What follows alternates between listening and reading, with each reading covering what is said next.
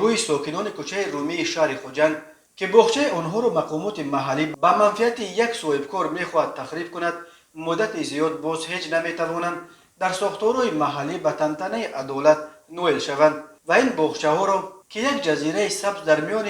انبوی بناهای بتونی است و شهر را به هوای تازه و کسلرو تامین میکنند از ویرانی نجویند. در این بین شهرداری سابق خوجند یک مرتبه جرأت کرد که قرار تخریب این باغچه را که برای بنیاد آنها چند نسل ساکنان کوچه رومی زحمت کشیدند بیکار کند، ولی مقامات دیگر قرار شهرداری را هم بیکار کرده این جزیره سبز دیگر باره تحت خطر قرار دادند و این همه به خاطر منفعت‌های تجارتی یک صاحبکار میخواهند این همه باغ‌های مردمی را خراب کرده در جای آن یک مرکز خدمت رسانی‌های معیشی بسازد. ساکنان میپرسند مگر ساختن باز یک بنای بتونی ارزش آن را دارد که اینقدر باغ در طول 10 ساله ها آباد کرده مردم را ویران کنند؟ مگر زمین را در خوجند و اطراف آن قطع زده است که باید حتما این منبع هوای تازه برای این شهر سیر اهالی را ویران کنند و در جای آن به اصطلاح لایق شیرالی کتک بتونی را بسازند؟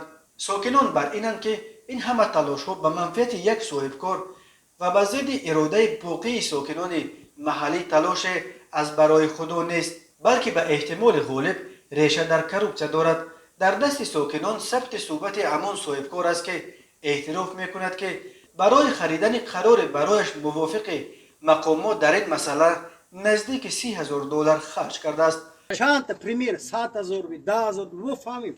خودتون گفتی که می صرف کردم نمیتونید چند تا صرف کردید و چند گوید ما ممکن همش جمع کردیش ما همین وای کنیم کمپنساسیون کنیم شما چند ما خودم گفت پریمیر 30,000 بحث 30,000 دلار یک خودت این جواب نیست ها یک خودم صرف کردید یک خودم مانی دیگه هیچ کس کاش نمیجه هم گفای دیگه رو هوایی گفای 30,000 بتون سوخت میوای اگر از این نسبت میسوزه ساکنان میگویند از بس که مقامات شهر و ولایت در این قدر